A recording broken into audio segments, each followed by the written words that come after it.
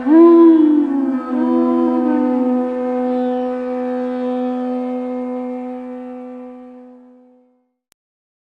Namo Bhagavate Vasudevaya.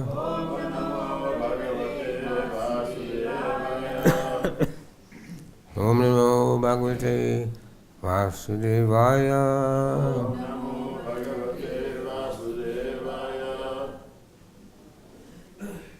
Nam Vishnu Padaya Krishna Vastaya Bhutale Srimati Bhaktivedanta Swami Tinamane Namaste Saraswati Devi Gauravani Pachani Navase Shunyavadi Paskacha Desitarne Shri Krishna Chaitanya Prabhu Nityananda Shri Advaita Gadadhar Srivasadi Gaur Bhaktivinoda Hare Krishna Krishna Krishna Hare Hare Hare Rama Rama Rama Hare Hare.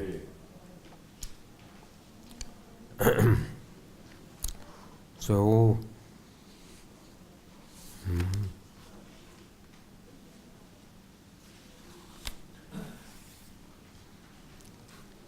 this is the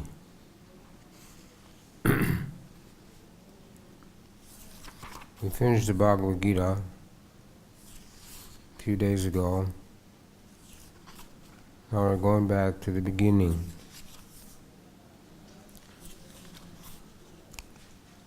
But so Vyasaki Prabhu gave class yesterday on the preface, so they want me to speak on the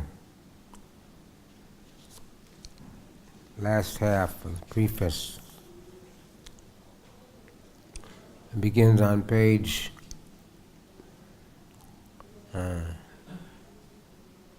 what's that number?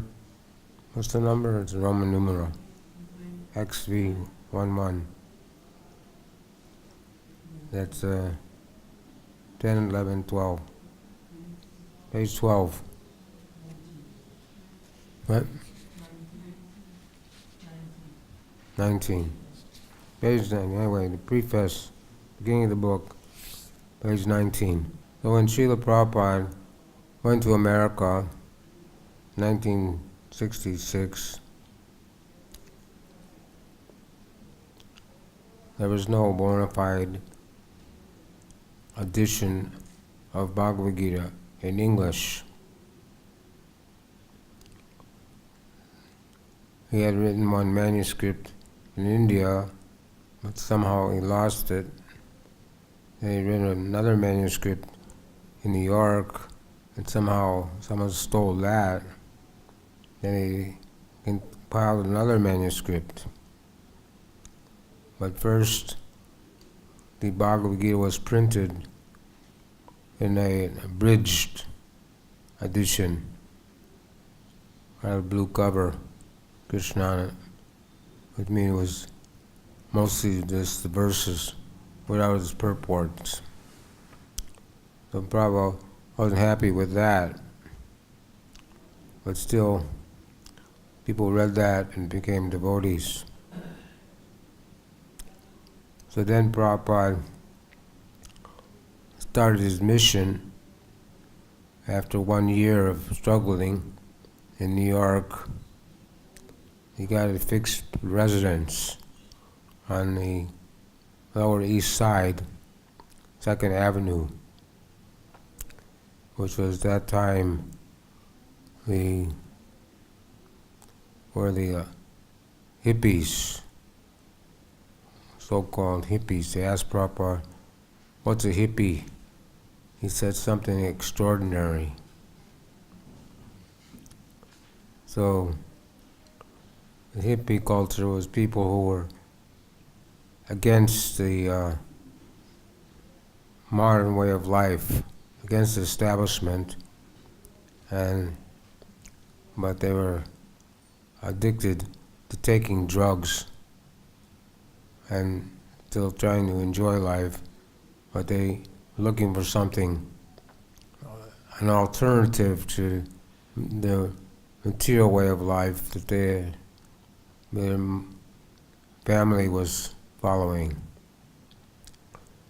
So Prabhupada established finally got established in the Second Avenue after so much 1 year of struggle. And then his people started coming to his lecture. He would give Bhagavad-Gita lecture 3 times a week, Monday, Wednesday, and Friday. And he would have kirtan in Thompson Square Park for 3 hours every day. At the same time, he was writing his manuscript for the Bhagavad-Gita and other books. His first book was Easy Journey to Other Planets, then came Teachings of Lord Chaitanya and Nectar of Devotion in the Krishna book. So I'm not sure which book was first, but the Bhagavad-Gita, Prabhupada felt there was a need that there be a Bhagavad-Gita, an authorized Bhagavad-Gita. So Srila Prabhupada, when he went to America, he only had 40 rupees in his pocket. That was a 2-hour spending in New York.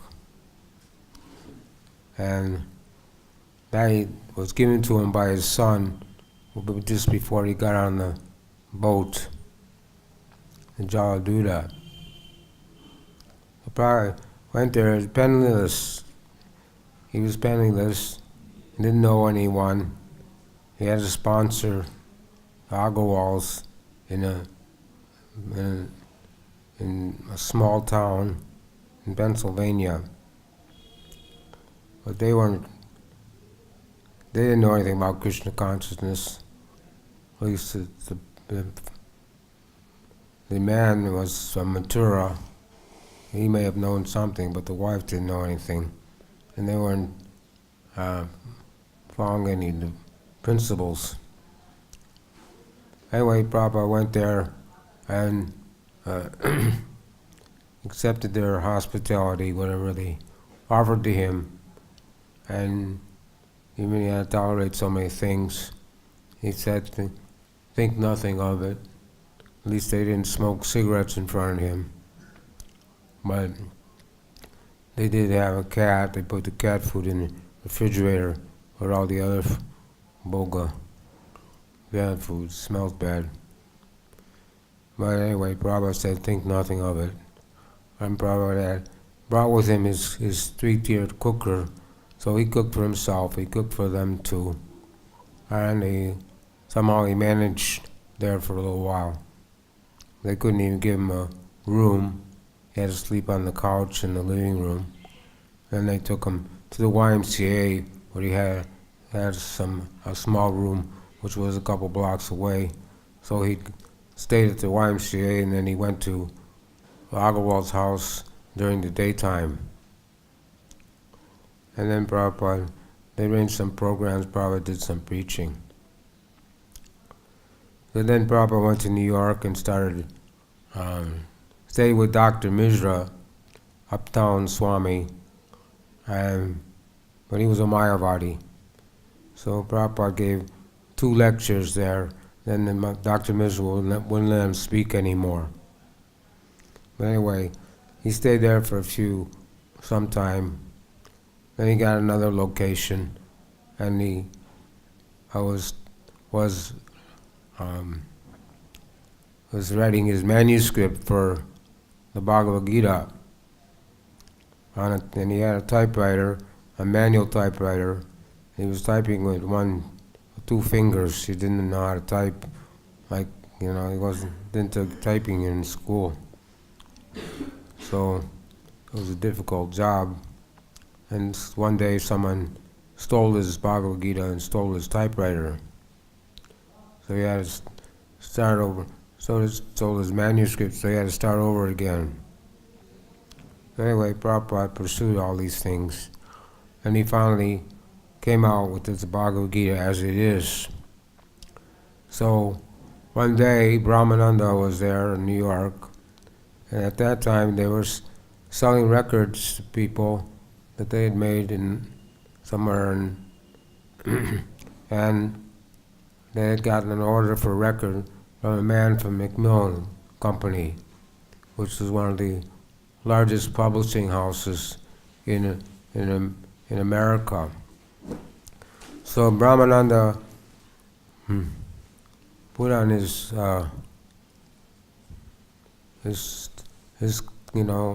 ordinary clothes, went to the Macmillan Company, and Prabhupada said, when you're there, you tell them to ask them to print our Bhagavad-Gita. So Brahmananda didn't know what to do, but Prabhupada told him to do that. So he went there to sell a record, and he met the man he was talking to was in the accounts office, and didn't have anything to do with the publishing of books. Well, while Brahmananda was there, one of the editors from the Macmillan Company came in the office, and Brahmananda told him that we have a manuscript of this Bhagavad-Gita as it is. We would like you to publish it. And the man said, well, that's very good. We've been looking for this Bhagavad-Gita, publish this Bhagavad-Gita. So he agreed to do it. And then, so that's how the Bhagavad-Gita got printed in New York, the first printing. So this preface is generally there in books. There's an introduction, preface, forward. These things, the preface is meant to give a introduction to what the book's all about. So it's there in most books, but it's not part of the book. It's part of the book, but it's some people read it, some people don't read it. But somehow we're giving class on this preface. So I'll read it by paragraph and comment on what Prabhupada is saying here. We know that whatever Prabhupada did was transcendental and on the platform, spiritual platform. It's like a new movie came out and everybody can relish that. Prabhupada's lifetime, how he prepared himself, how he came to New York, and how he did so many things in such a short time. And a man at an advanced age, he would travel around the world 14 times in 10 years. Wherever he went, he would have the same program, give the Bhagavatam class. Sometimes he gave Bhagavad Gita class, but he would only sleep at the most 4 hours a day. He'd take rest at 10 o'clock and wake up at 12 o'clock, and then he would chant japa for some time, and then he would just start his translating work. So before he came to India, he finished 3 copies of the Srimad Bhagavatam. And he had brought 3 trunks of books with him to sell in New York. At least he had something to make some income. Even he sold three books to the captain of the ship, gave him $20, which is a good amount of money in those days. Now it's nothing. You go in the store, you can buy 2 or 3 items, you spend $20. Anyway, so Prabhupada was empowered by Krishna. He was, some say, he was Shaktavesh avatar. Well, somehow he prayed to Krishna, why do you send me to this place? And Prabhupada was sitting in Vrindavan. It was a village at that time. There was no cars, no truck, no auto rickshaws, very little noise and confusion. Everything, the roads were all paved. They were out in front of the temple was a few huts. And shops were mostly huts, and it was just a simple village. And now it's turned into a metropolis, like a small town. So Prabhupada came from that atmosphere where a lot of people were Krishna conscious, people were chanting, and people were sadhus, and temples everywhere, and the whole spiritual atmosphere was surcharged to a place where the mode of passion, ignorance, was prominent. Hardly anybody was in the mode of goodness. And in fact, no one knew anything about Krishna consciousness. At most, there was some Vedanta society, by the Ramakrishna mission, but they were Mayavadis. They said God didn't have a form, and they were teaching Mayavadi commentary, Mayavadi philosophy, which is not acceptable to Vaishnavas. The Lord Chaitanya condemned, said if we hear Mayavadi philosophy, you'll fall down. So we should not hear Mayavadi philosophy because it doesn't make sense, and it doesn't bring one to the ultimate goal of life, prema bhakti, pure Krishna consciousness. So Prabhupada's words, Prabhupada's lectures, Prabhupada's kirtan, Prabhupada's books, everything Prabhupada did was like a touchstone. When you have a touchstone, whatever you touch with it, it turns to gold. So Prabhupada brought Vrindavan with him. Wherever he went, the atmosphere was surcharged.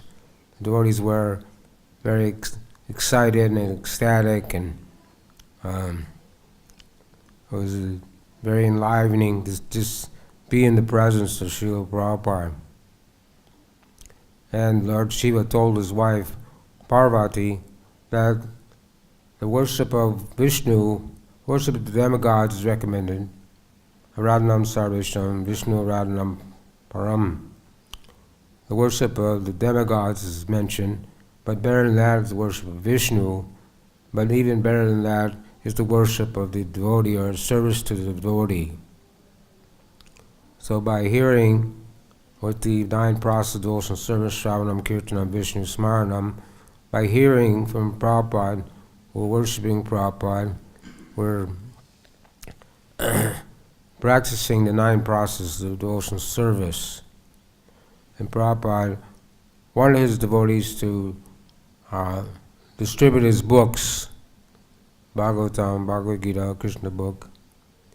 So the devotees were going out very enthusiastically distributing Prabhupada's books. But at the same time, Prabhupada said, you're distributing my books, and people say, well, what's in that book? And they say, we don't know, we're just distributing them. So Prabhupada said, not only should we distribute his books, but we should also read his books. So he said that at least 1 hour a day, we should take the time to read Prabhupada's books 1 hour a day. Systematically, we should read every single word that Prabhupada wrote, because he said if you don't do that, you'll become lazy. So that we have so much time to read Prabhupada's books. If you can't read Prabhupada's books, then you can listen to the narration of Amala Bhakta, he narrating all the books, and you can follow along in the book, or you can have someone read to you, or whatever works for you, so that you can keep yourself in the mode of goodness by hearing the spiritual sound vibration, Shabda Brahman. This is coming from Prabhupada. And those of us who are initiated by Prabhupada and joined the movement in early days, we appreciate hearing Prabhupada's lectures, we appreciate hearing Prabhupada's kirtan. To have service that requires some, we have some kind of service, either cooking in the kitchen, or sewing, making garlands, or washing, doing other services, it's always nice to play Prabhupada Kirtan to keep us, keep our minds controlled, so we don't just think, just get caught up with our mind, listen to our mind.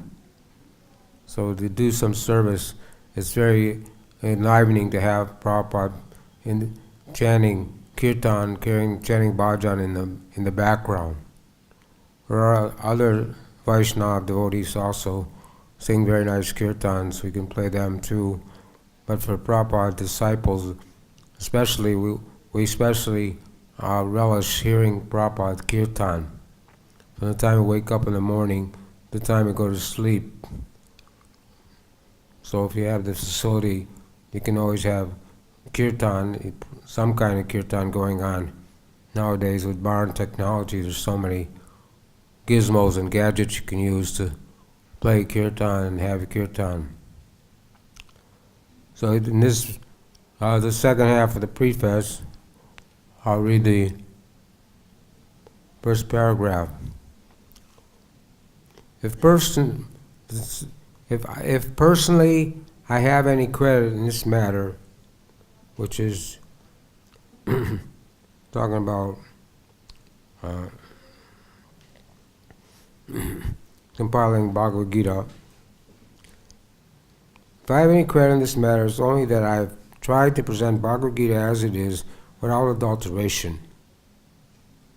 Before my presentation of Bhagavad-Gita as it is, almost all the English editions of Bhagavad-Gita were introduced to fulfill someone's personal ambition.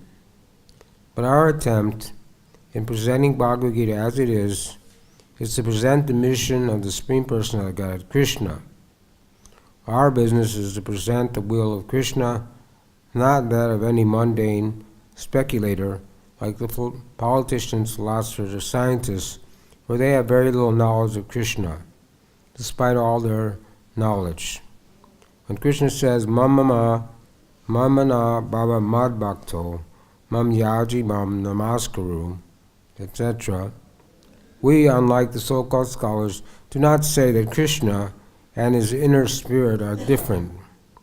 Krishna is absolute, and there's no difference between Krishna's name, Krishna's form, Krishna's qualities, Krishna's pastimes, etc. This absolute portion of Krishna is the system of parampara, disciplic succession. Generally, the so-called scholars, politicians, philosophers, and swamis, without perfect knowledge of Krishna, try to banish or kill Krishna when writing commentaries on Bhagavad Gita. Such unauthorized commentaries upon Bhagavad Gita is known as Mayavadi Bhashya. And Lord Chaitanya warned us about these unauthorized men. Lord Chaitanya clearly says that anyone who tries to understand Bhagavad Gita from the Mayavadi point of view will commit a great blunder. The result of such blunder will be that the misguided student of Bhagavad Gita will certainly be bewildered on the path of spiritual guidance and will not be able to go back home, back to Godhead.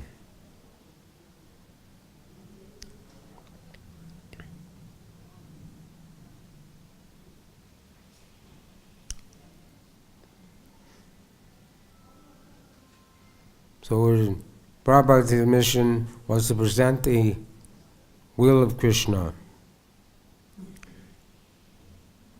So when they were trying to incorporate the International Society for Krishna Consciousness, the lawyer said you should call it the International Society for God Consciousness, because that would be more acceptable to society. But Prabhupada said, no, I want to call it the International Society for Krishna Consciousness.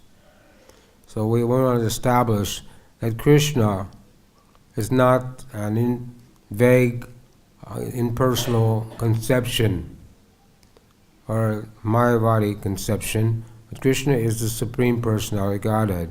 Ishvara Parama Krishna Satchidananda Vigraha Nanda Adi Govindam Sarvakara Karanam.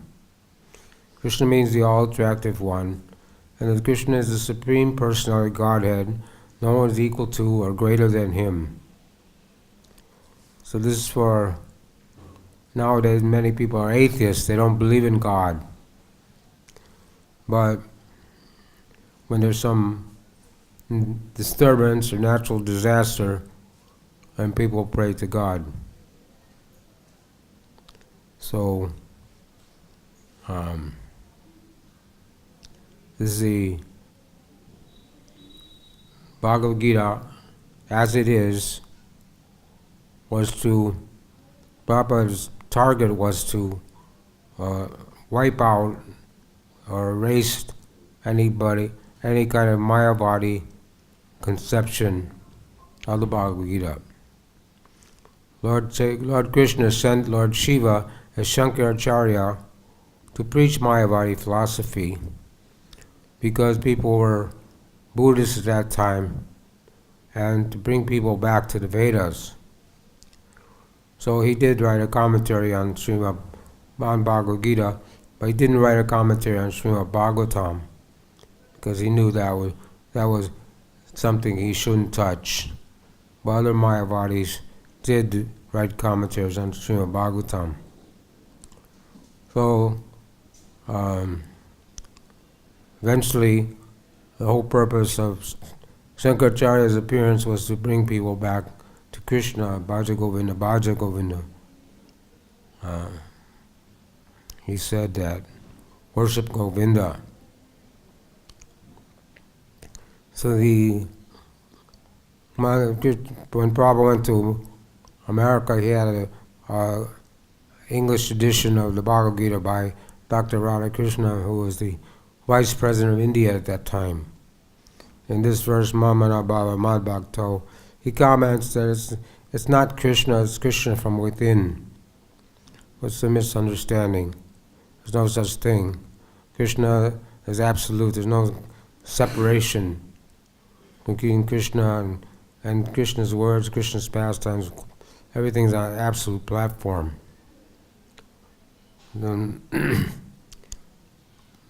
But so those of us who are following Krishna consciousness, we try to follow this program. Krishna says, always think of me, become my devotee, worship me, offer obeisances to me. So we do that every single day, from the time we wake up in the morning to the time we go to sleep, where we do these things, being devotees to Krishna. So Prabhupada said there's many unauthorized commentaries on Bhagavad Gita. If you go in a bookstore, there's many, maybe I don't know how many now, but there was 20, 30 commentaries on Bhagavad Gita. But none of them were able to make one single devotee of Krishna. So most of the Bhagavad Gitas you don't even understand that Krishna is talking to Arjuna or what it's actually being said. It's just some juggling of words, mumbo jumbo. Juggling of words, they juggle the words, Krishna's words, make it sound good. So Srila Vyasadeva, he compiled all the Vedic literatures, then he compiled the Mahabharata. In the Mahabharata, in the 5th chapter, is the Bhagavad Gita, which is a conversation between Krishna and Arjuna on the battle of Kurukshetra, just before the battle is about to begin. So it's 700 verses, but the conversation between Arjuna and Krishna only was very short, 45 minutes to 1 hour, just to convince Arjuna that he should fight the battle, and that the battle was going to go on, whether he fought the battle or not. It wasn't to stop the battle, but it was to convince Arjuna that it was his duty to fight. So it's a personal conversation, it's a personal interaction between Krishna and Arjuna. Arjuna wasn't speaking to some void or some impersonal conception, something imaginary. A lot of times the philosophers, scientists, they think that this Krishna conscious movement and philosophy is in mythology, because they say the world began 3,000 years ago. Modern civilization began 3,000 years ago. So the Bhagavad-Gita was spoken 5,000 years ago. There's 2,000 years where there was nothing. There was a zero. But how can that's not possible? There was this, from Dwapara Yuga, the Kali Yuga gradually came into influence, but there's always been some kind of civilization in the world. From the time of Lord Brahma, Satya Yuga, Treta Yuga, Dwapara Yuga, Kali Yuga, the world's always been populated, not on this planet, but on all planets. And there's always been civilizations on all planets, all over the world. So this is misconception. They teach in this school Darwin's theory of evolution, which is also speculation, and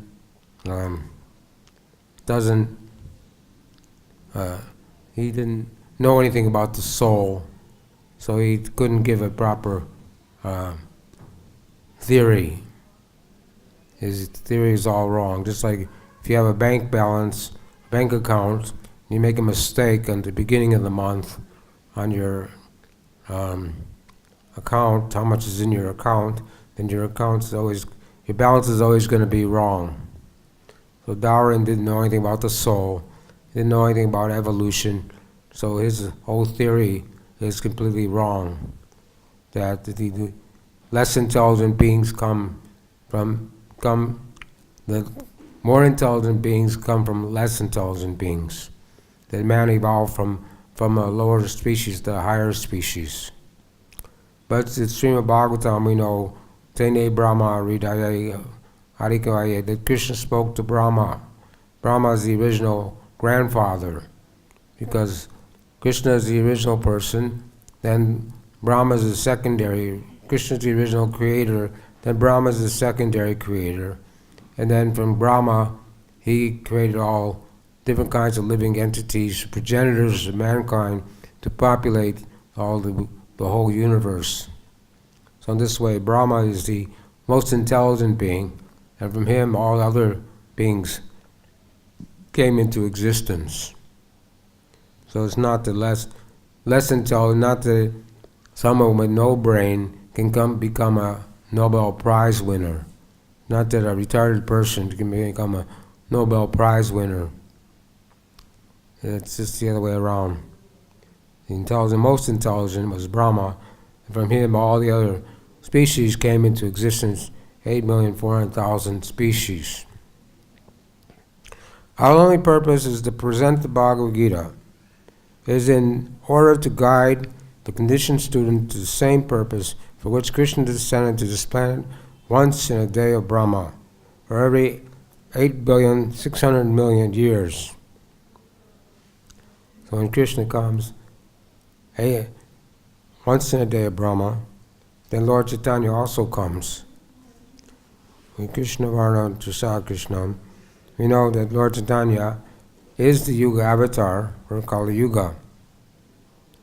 So he comes at the same time. When Krishna comes in Dwapara Yuga, once in a day of Brahma, then Lord Chaitanya also comes, and Namo Mahavendaya Krishna Prem Vidayate Krishna Krishna Chaitanya Nogar Seminaha. So Lord Chaitanya came 500 years ago, and he's the most munificent incarnation, which means he gave what no other incarnation gives. He gave prema bhakti, or pure love for Krishna, without any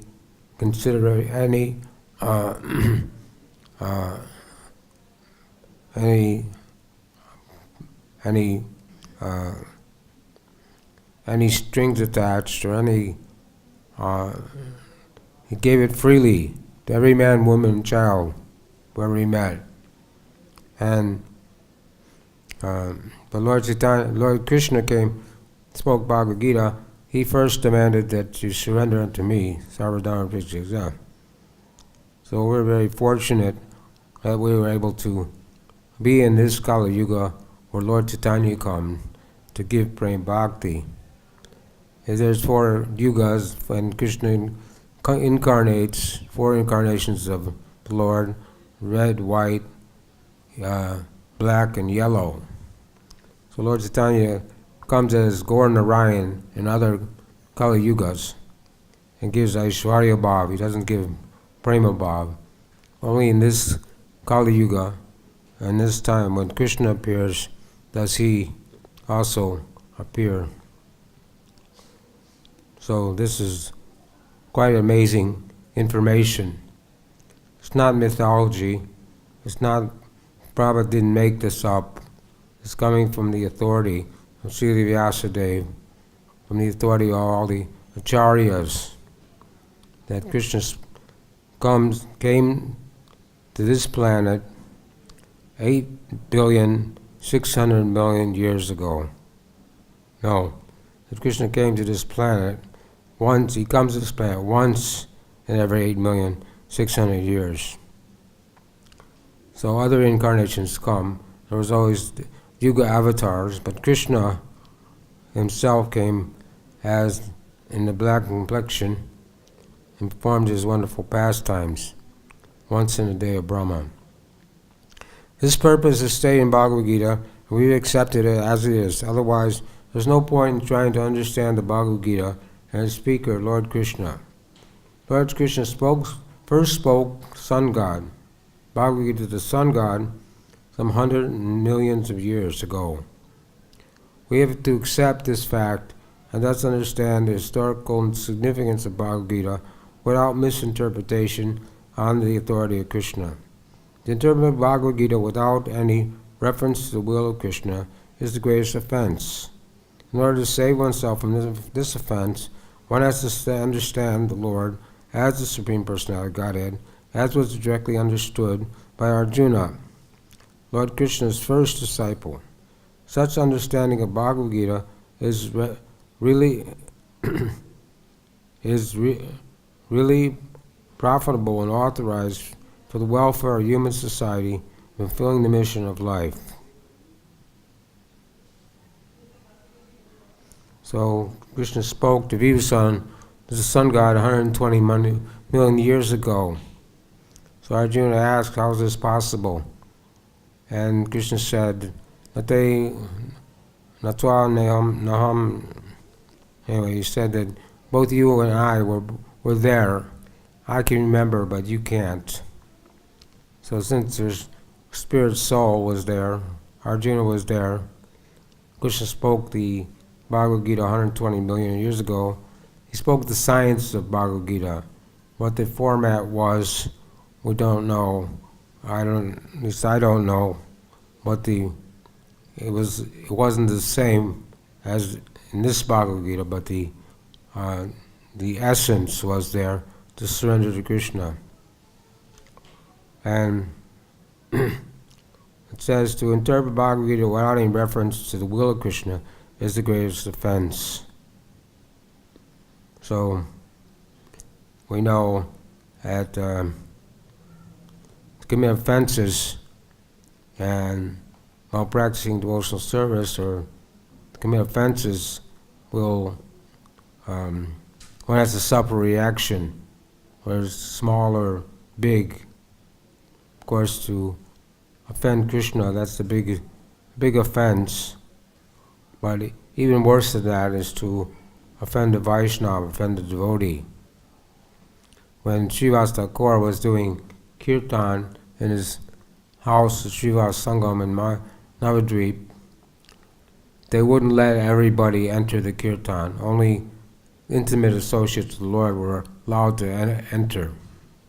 So one Brahmin was envious of Srivas Thakur, and because of that, he decided to discredit Srivas Thakur as being a devotee. So he put the articles for worshipping Durga on the doorstep of Srivas Thakur. So when Srivas Thakur opened his door in the morning and saw all this paraphernalia there, he called all the neighbors and said, everyone see, I'm a Shakti worshipper. I'm worshiping Durga. Of course, they knew it wasn't true, and they took all the paraphernalia away and cleaned up the place with cow dung and cow urine to purify the area. But his name was Gopal Chapla, Gopal Chapala, no Gopal Chakravati. Gopal Chapala is another story. So, because he offended a great devotee of the Lord, he immediately came down with leprosy. And leprosy is very contagious. So he had to go and live outside the village, in the forest. And he was suffering greatly, pain. Leprosy is very painful. And when Lord Chaitanya happened to be coming by, he asked Lord Chaitanya to relieve him of his suffering. But Lord Chaitanya said that I will not relieve you of your suffering, and your suffering has just begun, because Yamaraj has 84 lakhs of sufferings to dish out for different to the sinful people, and you'll have to suffer through every single one of them. But then he told him, if you go to Srivastava and beg forgiveness and ask for his mercy, then you can get free from your leprosy and get free from your offense. So he did that, and he became a Vaishnava, poet. So in this way, if you're offending Krishna or offending devotees, it's very detrimental to a spiritual life, committing offenses. But if you offend a Vaishnava, your spiritual life can be stopped or checked even for many lifetimes. And that's one the reason that people leave Krishna consciousness, because they commit an commit offenses or criticize devotees. They lose their taste for hearing and chanting, devotional service, and decide that to go leave the society and live outside. But it's not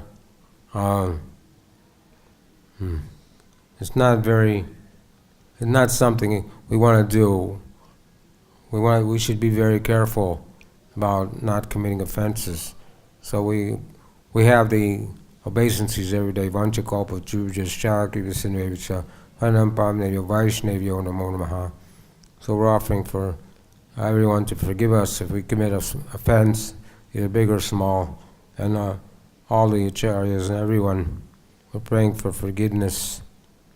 So if we do inadvertently commit an offense or knowingly commit an offense, we should repent and try to get forgiven for that offense, so we don't have to suffer. So we don't have to leave the movement, because if you leave the movement, then you're never going to become fully Krishna conscious, never going to be happy in life. You always have to be suffering, because Maya, even if you try to leave the movement, Maya is always there. Maya is very strong. Daivesha Gunamayi. And once you tasted the nectar of Krishna's lotus feet, even if you try to leave the movement, you'll never forget that. Somehow or other, those people who left will eventually come back to Krishna consciousness. But we just shouldn't, we should be very careful that doesn't happen. The Krishna consciousness movement is essential in human society, for it offers the highest perfection of life. How this is so is explained fully in Bhagavad-Gita.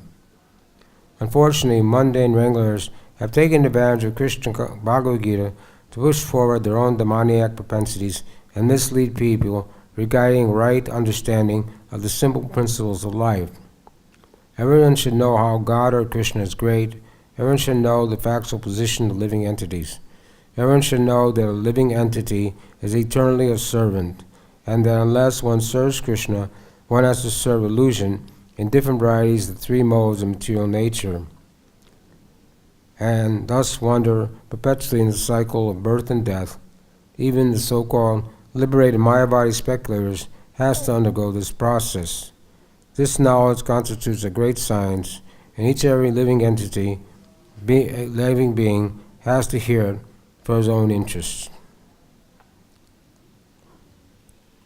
So Prabhupada told us what is what and who is who, and that everyone has to go through this cycle. Dehinosmin yata dehe komaram yovanam jara tata deyantra pratyudira chatranamuyate. Everyone has to go through this cycle, repeated birth and death, and remain bound up in the material world. You think people don't know it, or want to negate, say there's nothing after this life, or when you come to human form of life, you're not going to be degraded to a lower species.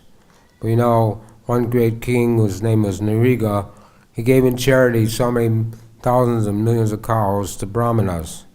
But one time one cow wandered back into his herd. He gave it the second time. And both the brahmanas came to him and complained, you gave me a cow and now you're taking it back. So he said, I'll give you 100,000 cows and forget the whole thing. But they were smarter Brahmins and they weren't willing to forget it. They said, no, we don't accept that. So he had to go to Yamaraj. I went to Yamaraj, and Yamaraj said, well, you have a choice. You've accumulated heaps of pious activities, so you can go to heaven and enjoy for unlimited amount of time, or you can suffer for your sinful activities. So he became a little, he got bewildered, and he said, okay, well let me suffer first. So he had to come back in a lizard body, not in a human body. There are many other examples where people get cursed and have to come back in different kinds of bodies. Unfortunately, Krishna saved them from that lizard body. But so this proves that it's a misconception that people have that once you come to human form, you're not going to have to go back into a lower species. Anybody can fall down. If you commit offenses in the holy dham, especially if you have illicit sex, then you have to come back at the time of death and take birth as an animal with a short life, get free from your sinful activities, and then you can go back to Godhead. Because in the dham, there's no, Yamaraj doesn't come to the holy dham, but Krishna karma. So Krishna directly decides what your next destination will be when you leave your body. So Prabhupada warned that we should not stay in Vrindavan. If someone is a sinful person, then he should not stay in Vrindavan for more than 3 days. So he made that policy. Life members can come and stay in the guest house free for 3 days. And because they're addicted to sinful activities, they'll commit sinful activities if they stay a long period. So the better to just come for short visits and leave and not commit grievous offenses in the holy dham, which they have to suffer for in the future. People in general, especially in this age of Kali, are enamored by the external energy of Krishna, and they wrongly think that by advancement of material comforts, every man will be happy. They have no knowledge that material or external nature is very strong, for everyone is strongly bound by stringent laws of material nature. A living entity is happily the part and parcel of the Lord, and thus his natural function to render immediate service to the Lord. By the spell of illusion, one tries to be happy by serving his personal sense gratification in different forms which will never make him happy. Instead of satisfying his personal material senses, he has to satisfy the senses of the Lord. That is the highest perfection of life. The Lord wants this, and he demands it. One has to understand this central point of Bhagavad-Gita. Our Krishna consciousness movement is to teach the whole world this central point, because we are not polluting the theme of Bhagavad-Gita as it is. Anyone seriously interested in deriving benefit by studying Bhagavad-Gita must take help from the Krishna consciousness movement for practical understanding of Bhagavad-Gita under the direction of the Lord. We hope, therefore, that people will derive the greatest benefit for studying Bhagavad-Gita as it is, as we have presented it here. If even one man becomes a pure devotee of the Lord, we shall consider our mission a success. Jai Sri Bhaktivedanta Swami, Srila Prabhupada. So again, Prabhupada is stressing the importance of human form of life. Nade vidu sarvakatim hi Vishnu. Prahlad Maharaj says the goal of life is to go back home, back to Godhead. People are trying to be happy in this material world, but happiness in the material world is like trying to extinguish a fire by putting more fuel in the fire. Lust, greed, and anger, 3 gates to hell. People are trying to increase the fire instead of putting out the fire. So we have this modern civilization. We created all these modern amenities to make people happy. So you can go fast in the car, you can fly in the airplane, so this and that. And now they've instead of being happy, they're unhappy, and more and more people are becoming depressed and more unhappy, and working hard day and night, not knowing what the mission of life is, or anything about spiritual life. So we are hoping that by distributing the Bhagavad-Gita, distributing Prabhupada's books, that people will take the time to read them and come to their senses. When someone's insane, you take him to a doctor, and he has to be treated. It's very difficult to make someone who's insane again, but it is possible.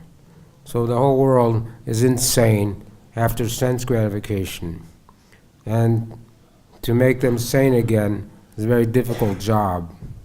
But those people who are not envious, who are innocent, are looking for a higher, better alternative and a better way of life, become interested in Krishna consciousness. And we have so many wonderful preachers all over the world who are trying to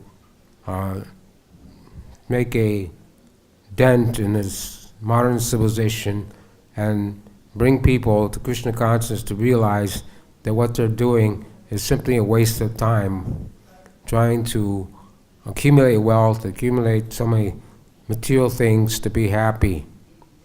But here Prabhupada says that this will never make them happy. You can't be happy by any kind of material arrangement. It's like when you chew sugar cane, you get a sweet taste, but then you spit it out and it's not sweet anymore. But if you try to chew it again, you won't get any taste. So they're chewing the chewed. Prahlad Maharaj says this, chewing the chewed. They're trying to eke out some enjoyment in the material world. But it doesn't work. And they just become more and more frustrated. So Prabhupada often said that all his devotees were pure devotees. But here he's saying that if he made one pure devotee, he'd said his mission would be successful. So it sounds like a contradiction, but as long as one is following strictly the 4 regular principles, chanting 16 rounds attentively without committing offenses to the holy name or to devotees, then we can consider someone a pure devotee, even though he have material desires and still influenced by the mood, passion, ignorance. If one is following strictly, he can be considered to some degree a pure devotee. That to be a real pure devotee, ambiyala sita sunya jnana prakama navritam anukulena krishna no bhakti uttamam. A pure devotee is free from jnana, free from karma, free from all, and only interested in pure devotional service, nothing else. And so the Srimad Bhagavatam, the Bhagavad-Gita is the ABC to spiritual life, and the Bhagavatam is the college study, the university study, and the Chaitanya Charitamrita is the postgraduate study. So this way, Bhagavad-Gita is giving so much, bringing people to the point when you've studied Bhagavad-Gita, then you can study Srimad Bhagavatam and Chaitanya Charitamrita, and understand that what is the perfection of life and how one should not be wasting his human form of life, running here and dog like the cats and dogs, just for sex life and so many things. So we're hoping that that Prabhupada's mission will be successful, and of course we see many of Prabhupada's disciples are very pure and giving Krishna consciousness without any adulteration, and making people understand that we're not this body, Aham Brahmasmi, and that Krishna is the Supreme Personality of Godhead, and that our whole life should be centered around trying to develop our love for Krishna. We read this morning, if you do your duty, you may have some service, temple president, accountant, whatever it may be, majority. If you're doing your duty nicely, but if you're not trying to become Krishna conscious, then you're wasting your life, wasting your time.